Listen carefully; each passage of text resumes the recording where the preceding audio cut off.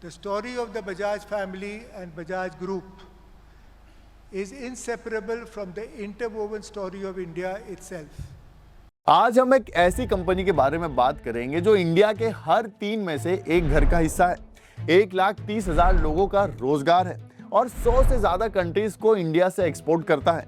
ये एक 100 साल की वो कहानी है जो इंडिया की आजादी से पहले शुरू हुई थी, गांधी जी के साथ चली और आज $148 बिलियन की एम्पायर बन गई है।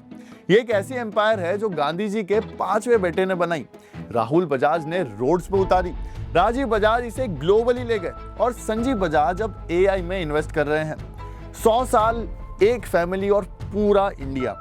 और मई 2026 को सेंटेनरी पे PM मोदी ने पर्सनली ग्रीटिंग्स भेजे और राजकुमार हिरानी ने एक फिल्म बनाई सिर्फ बजाज के लिए। नीरज बजाज ने कहा, the story of the Bajaj family and Bajaj group is inseparable from the interwoven story of India itself. और ये सिर्फ एक कोट नहीं, ये फैक्ट है जो आज आप इस वीडियो में खुद फील करेंगे। ये आपके परिवार के विश्वास की कहानी है, विकसित भारत की कहानी है, ये हमारी अपनी कहानी है क्योंकि वो ग्रुप हमारा है, हमारा बजाज। और आज हम बजाज ग्रुप की पूरी कहानी देखेंगे। मैं हूं आशीष रावत और ये चैनल है उन लोगों के लिए जो सिर्फ न्यूज नहीं, असली पिक्चर देखना चाहते हैं। अगर ये आपका पहला वीडियो है तो सब्सक्राइब जरूर कीजिए, ये पक्का काम आएगा।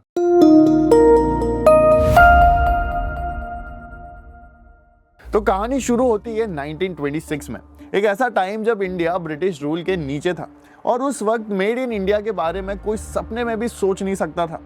और एक आदमी थे जिनका नाम था जमना लाल बजाज, जो गांधी जी के इतने करीब थे कि गांधी जी ने उन्हें अपना 5वां बेटा माना था। जमना लाल जी ने बजाज ग्रुप बनाया सिर्फ इसलिए नहीं कि पैसा कमाना था, बल्कि इसलिए कि इंडिया को अपनी चीजें खुद बनानी चाहिए और अपनी फैक्ट्रीज भी होनी चाहिए। उन्होंने ब्रिटिश टाइटल सरेंडर कर दिए, जेल गए, फ्रीडम मूवमेंट में साथ दिया और ये फिलॉसफी उन्होंने अपनी कंपनी के DNA में डाल दी कि बिजनेस सिर्फ प्रॉफिट के लिए नहीं, देश के लिए होता है। 1928 में उन्होंने एक और ऐसा काम किया जो इंडिया में पहले कभी नहीं हुआ था। लक्ष्मी नारायण टेम्पल खोला, जो इंडिया का पहला मंदिर था जिसमें दलित्स को ऑफिशियली अंदर जाने की परमिशन थी।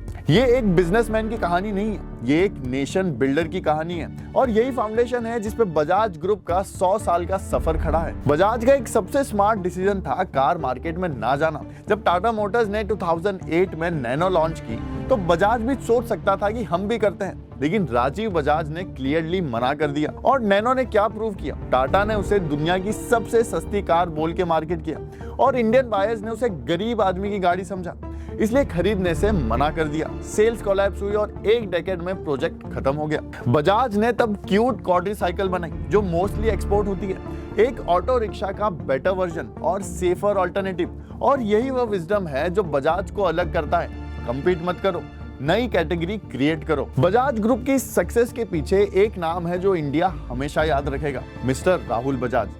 ये वो इंसान है जिन्होंने बजाज ग्रुप को एक फैमिली बिजनेस से इंडिया की आइडेंटिटी बना दिया। 1968 में सिर्फ 30 साल की एज में राहुल बजाज CEO बने। तब इंडिया में लाइसेंस राज था, जिसमें गवर्नमेंट बताती थी कि कितनी गाड़ियां बना सकते हो और कितनी सेल कर सकते हो। लेकिन राहुल बजाज ने गवर्नमेंट की हर रोक के अंदर भी फैक्ट्रीज एक्सपांड की, संभाजी नगर का वालुज प्लांट खोल के प्रोडक्शन और ज्यादा बढ़ाई और 1972 में एक ऐसी चीज लॉन्च की जो इंडिया में एक रिवॉल्यूशन बन गई और वो था बजाज चेतक। चेतक सिर्फ एक स्कूटर नहीं था, वो एक मिडिल क्लास फैमिली की पहली व्हीकल थी, पहली आजादी थी और पहली अचीवमेंट भी थी। और हमारा बजाज कैंपेन ने इसको इंडिया का इमोशनल ब्रांड बना दिया, जिसे आज भी लोग फॉन्डली याद करते हैं। लेकिन राहुल बजाज सिर्फ बिजनेसमैन नहीं थे, वो एक ऐसी आवाज थे जो तब बोलती थी जब पूरा कॉर्पोरेट इंडिया चुप रहता था। नवंबर 2019 में एक एलिट इवेंट था जिसमें इंडिया के सबसे पावरफुल लोग शामिल थे और राहुल बजाज ने उठ के होम मिनिस्टर अमित शाह को सीधा बोला कि businessman are scared to criticise this government. None of my colleagues here will say this publicly. हमारे मन में है, कोई बोलेगा नहीं हमारे industrial friend, I'll say that openly.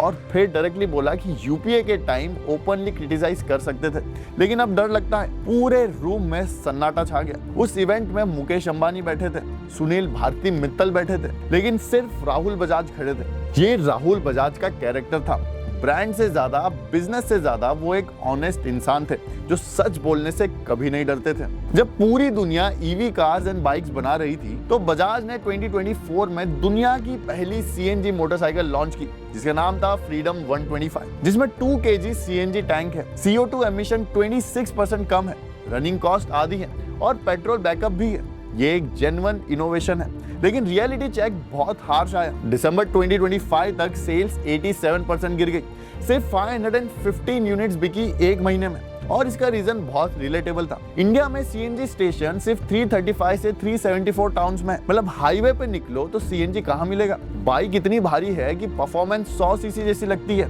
125 CC की प्राइस पे, और सीएनजी टैंक के ऊपर बैठना एक साइकोलॉजिकल डर अलग है। ये प्रूव करता है कि इनोवेशन के लिए सिर्फ टेक्नोलॉजी नहीं, इंफ्रास्ट्रक्चर भी चाहिए, और जब इंफ्रास्ट्रक्चर रेडी नहीं होता तो सबसे बड़ी इनोवेशन भी फेल हो जाती है। अब बात करते हैं उस इंसान की जिसने हमें हमारी पहली स्पोर्ट्स बाइक दी, राजीव बजाज।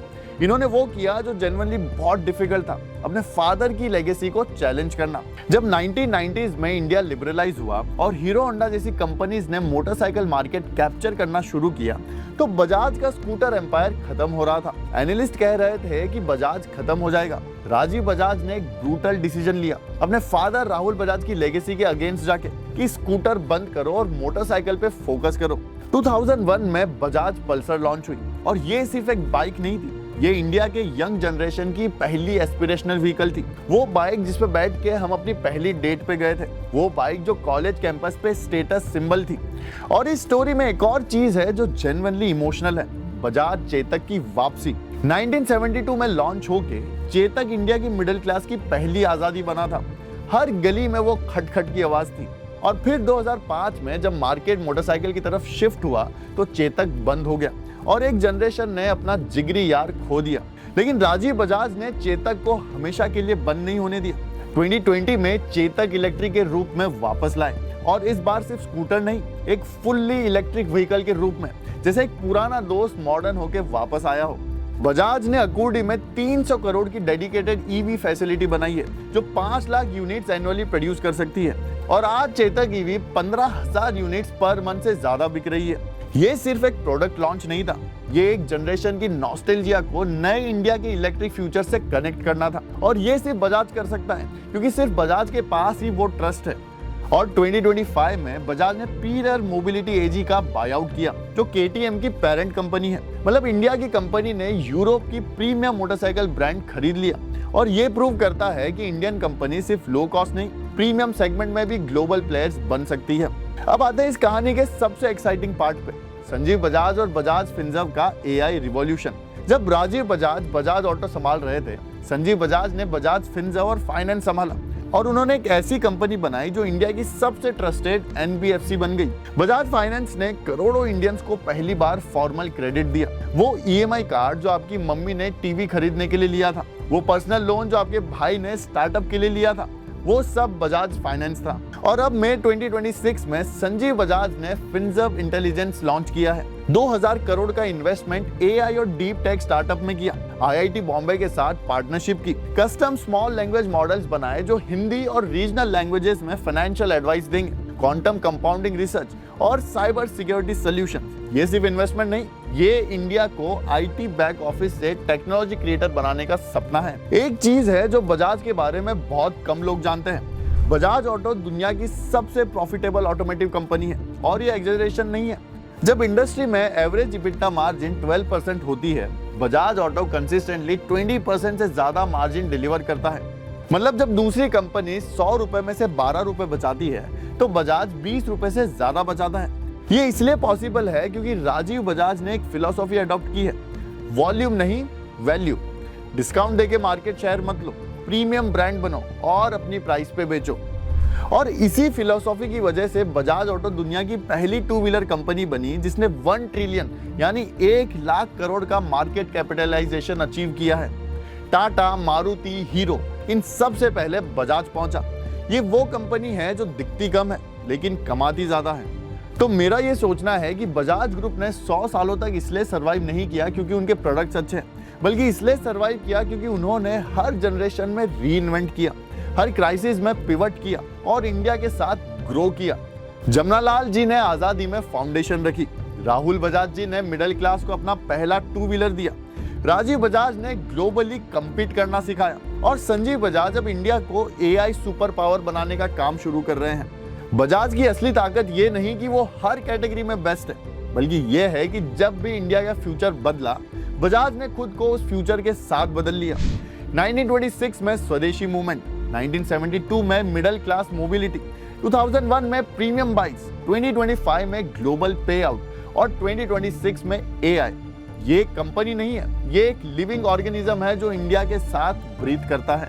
मेरी बोल्ड प्रेडिक्शन ये है कि बजाज के अगले 100 साल व्हीकल्स और टेक्नोलॉजी दोनों के होंगे, जहां पल्सर और KTM जैसी बाइक्स रोड पे चलेगी और बजाज फिनसर्व इंटेलिजेंस इंडिया के करोड़ों लोगों की फाइनेंशियल जिंदगी AI से गाइड करेगा, क्योंकि बजाज ने प्रूव किया है कि वो सिर्फ एक जनरेशन के लिए नहीं है, वो हर जनरेशन के लिए है। एक लाइन में देखें तो बजाज की कहानी इंडिया की कहानी है। आजादी से AI तक, चेतक से KTM तक, गांधी जी के 5वें बेटे से $148 बिलियन की एम्पायर तक, और ये कहानी अभी खत्म नहीं हुई। सबसे एक्साइटिंग चैप्टर अभी शुरू हो रहा है। और आपके लिए एक डिबेटेबल क्वेश्चन ये है कि क्या आप सोचते हो कि बजाज अगले 100 सालों तक भी इंडिया का सबसे ट्रस्टेड ब्रांड रहेगा, या टेस्ला, एप्पल और BYD जैसी कंपनीज उसकी जगह ले लेगी? कमेंट्स में जरूर बताइए। मैं हूं आशीष रावत, मिलते हैं अगली केस स्टडी में एक और इंपॉर्टेंट टॉपिक के साथ। जय हिंद।